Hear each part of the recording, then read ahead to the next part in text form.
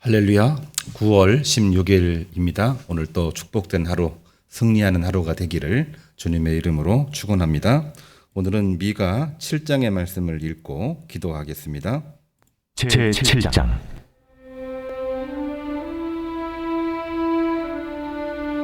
재앙이로다 나여, 나는 여름 과일을 딴 후와 포도를 거둔 것 같아서 먹을 포도송이가 없으며 내 마음에 사모하는 처음 익은 무화과가 없도다.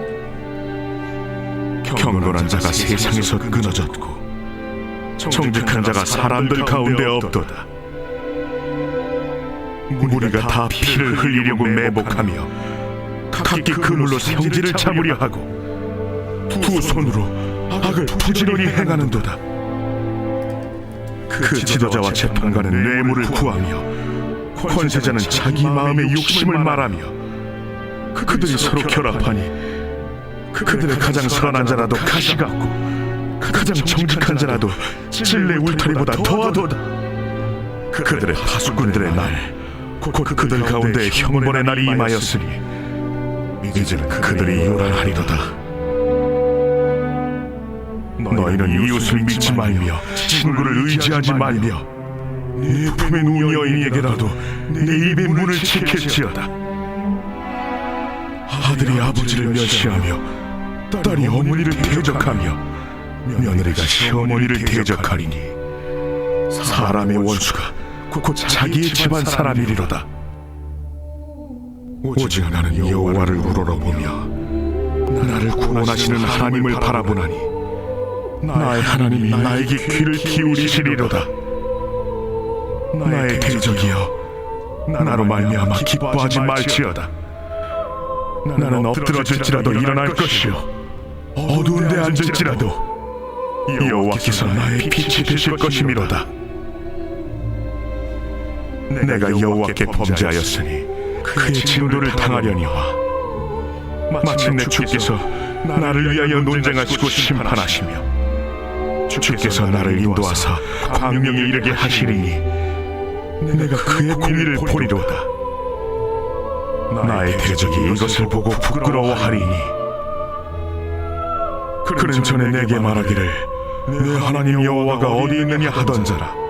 그가 거리에 진흙같이 밟히리니 그것을 내가 보리로다. 내 성벽을 건축하는 날, 곧 그날에는 지경이 넓혀질 것이라.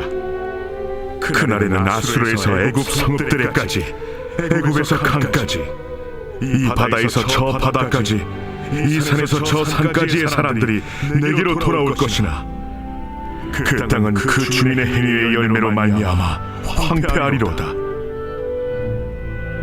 원하건대 주는 주의 지팡이로 주의 백성 곧 갈매 속 산림에 홀로 거주하는 주의 기업의 양떼를 먹이시되 그들을 옛날같이 바산과 길르앗에서 먹이시옵소서. 이르시되 네가 애굽 땅에서 나오던 날과 같이 내가 그들에게 이적을 보이리라 하셨느니라. 이르되 여러 나라가 보고 자기의 세력을 부끄러워하여 손으로 그 입을 막을 것이요 귀는 막힐 것이며 그들이 뱀처럼 티끌을 핥으며 땅에 기는 벌레처럼 떨며 그 좁은 구멍에서 나와서 두려워하며 우리 하나님 여호와께로 돌아와서 주로 말미암아 두려워하리이다. 주와 같은 신이 어디 있으리까? 주께서는 죄악과 그 기업에 남은 자의 허물을 사유하시며 이내를 기뻐하심으로 진노를 오래 품지 아니하시나이다.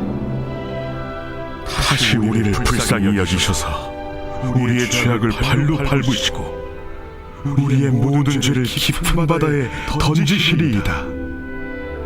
주께서 옛적에 우리 조상들에게 맹세하신 대로 야곱에게 성실을 베푸시며 아브라함에게 인애를 더하시리이다.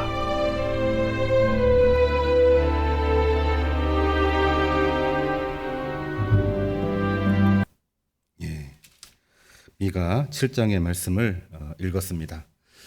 미가 선지자는 예수님의 탄생을 처음으로 구체적으로 예언한 예언자라고 말씀을 드렸습니다. 그리고 이 말씀은 구약 성경의 하나님의 심판의 말씀을 이제 신약 성경에서 다시 구원의 말씀으로 바꾸고 변화시키게 된 결정적인 말씀이라고 이야기를 했기 때문에 미가서 5장의 말씀을 우리가 꼭 기억하자, 그런 말씀을 함께 나누었습니다. 미가에게 벌어졌던 일들, 어떤 일이 있을까? 우리가 7장 말씀, 맨 마지막 말씀인데요. 미가에게 일어났던 마음의 변화, 심경의 변화를 기록하고 있는 것이 7장입니다. 1절로부터 6절까지를 보면 1절에 재앙이로다 그렇게 얘기를 했고, 6절을 보면은 가족들 사이에서까지 대적이 생기게 되고 소망이 없어진 그 모습을 이야기하고 있는 것입니다. 인간에게 그 어떠한 소망도 찾을 수 없고 세상에서도 그 소망을 찾을 수가 없다. 그 당시 남유다와 북이스라엘에 동시에 말씀을 전했는데 남유다 말이 맞는 것처럼 보이기도 하고 북이스라엘의 말이 맞는 것처럼 보이기도 하지만 결국에는 아무것도 맞지 않는 거죠. 그렇기 때문에 이제는 소망이 없고, 소망이 없다는 얘기는 이 땅에 소망이 없고, 이 땅에 소망이 없다는 얘기는 인생에 소망이 없다. 그러한 탄식의 글들을 1절에서 6절까지 쓰고 있습니다. 마음의 고백이고 그런 그 마음을 담고 있는 탄식이죠. 그러면서 7절로부터 13절에 이르는 말씀을 보면은 그러므로 나는 7절입니다. 오직 나는 여호와를 우러러보며 나를 구원하시는 하나님을 바라보나니 나의 하나님이 나에게 귀를 기울이시리로다. 나는 하나님께만 기도하겠습니다. 세상 바라보지 아니하고 시류 바라보지 아니하고 힘을 바라보지 아니하고 사람 바라보지 아니하고 나는 오직 여호와 하나님만을 바라보겠습니다. 그런 마음으로 하나님에 대한 고백을 하면서 하나님께 회개하는 그러한 내용이 나와 있는데요. 회개하는 내용은 9절입니다. 내가 여호와께 범죄하였으니 그의 진노를 당하려니와 마침내 주께서 나를 위하여 논쟁하시고 심판하시며 주께서 나를 인도하사 광명에 이르게 하시리니 내가 그의 공의를 보리로다. 내가 하나님께 회개함으로 하나님의 공의를 보게 하시니 감사를 드립니다. 우리가 사면초가 어디를 가도 길이 없다고 생각이 될 때에 동서남북 바라보지 말고 하늘을 바라보며 하나님 앞에 기도할 때 하나님은 하나님의 공의를 보여주시는 것입니다. 그리고 하나님의 역사가 이제 진행이 되는 것입니다. 그러한 내용을 13절까지 기록을 하고 있는 것입니다. 그거를 깨닫고 알게 된 미가가 어떤 내용을 하나님 앞에 기도하고 있느냐, 14절로부터 20절에 이르는 말씀을 보면 하나님께 기도하는 내용이죠. 14절입니다. 원하건대 주는 주의 지팡이로 주의 백성 곧 갈멜 속 산림에 홀로 거주하는 주의 기업의 양떼를 먹이시되 그들의 일을 옛날같이 바산과 길르앗에서 먹이시옵소서. 하나님께 간절히 기도하고 있는 내용입니다. 이때의 기도는 오로지 하나님께만 기도하고 있는 거죠. 세상에 미련 두지 아니하고 세상 그 어떤 것도 의지하지 않고 오직 여호와 하나님만을 바라며 기도하는 미가 선지자의 기도가 여기에 들어 있는 것입니다. 그러니까 이 기도의 내용은 결론적으로 얘기를 해보면은 하나님의 전적인 은혜가 아니고서는 역사가 바뀔 수가 없습니다. 하나님의 전적인 은혜를 간절히 또 간절히 청원합니다. 자신의 죄를 고백하고 탄식하는 가운데에 하나님 은혜를 베풀어 주십시오. 긍휼히 여겨 주십시오. 이게 미가 선지자의 기도이지요. 20절까지 한번 쭉 읽어 보시기를 바랍니다. 맨 마지막 기도 20절을 보면은 하나님의 약속에 근거해서 하나님의 긍휼을 구합니다. 은혜를 베풀어 주십시오. 주께서 옛적에 우리 조상들에게 맹세하신 대로 야곱에게 성실을 베푸시며 아브라함에게 인애를 더하시리이다. 옛날 아브라함, 이삭, 야곱에게 약속하신 그 약속대로 하나님 긍휼을 베풀어 주십시오. 내가 내세울 것 하나도 없습니다. 이 나라 이 민족이 남유다나 북이스라엘이나 내세울 것 하나도 없습니다. 하나님의 전적인 은혜가 필요합니다. 이렇게 기도했을 때에 하나님은 미가 선지자를 통하여 메시아를 보내시겠다고 하는 메시지를 우리에게 주시고 있는 것입니다. 오늘 이 말씀을 우리가 보면서 우리가 여러 번 다뤘습니다마는 한 번쯤 질문할 필요가 있죠.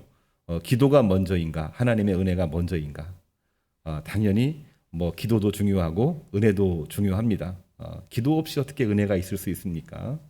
또한 은혜가 없이 어느 누가 기도할 수가 있겠습니까? 그러나 가장 근본적으로 보게 되면은 하나님의 은혜가 있기 때문에 우리가 기도하고 있는 것이지요. 이미 약속을 통해서 은혜를 주셨습니다. 처음에 은혜죠. 은혜가 없다고 생각이 될 때에도 결국에는 회개하는 가운데에 미가 선지자는 하나님의 은혜를 발견하게 돼서 긍휼을 구하는 것입니다. 그래서 환난 중에 소망이 없는 중에 기도하는 기도의 내용은 회개와 더불어 하나님의 은혜를 구하는 것입니다. 그래서 은혜가 먼저인 거죠. 은혜가 먼저 있습니다. 은혜가 있어야 우리의 기도도 나오는 것입니다. 우리가 하는 기도 우리가 한번 되돌아볼 필요가 있지요. 그냥 내 소망을 이야기하는 것이 기도일까? 물론 그것도 기도가 아니라고 할 수는 없습니다만은 이왕 기도할 때에는 하나님의 은혜를 알고 기도하는 것이 기도입니다. 하나님의 섭리가 맨 처음에도 있었고 하나님의 섭리는 맨 마지막에도 있을 것임을 내가 믿으며 하나님께 기도합니다. 하나님의 뜻이 이루어지게 해주십시오. 저에게 주신 하나님의 소명과 사명을 잘 감당케 인도해 주십시오. 하나님의 은혜를 몰랐지만 은혜를 알고 기도를 드리오니 이 기도 들어주십시오. 이렇게 기도하는 것이 오늘 미가 선지자의 기도였습니다. 우리 모든 성도들에게도 이러한 은혜가 있기를 주님의 이름으로 축복합니다. 기도하겠습니다.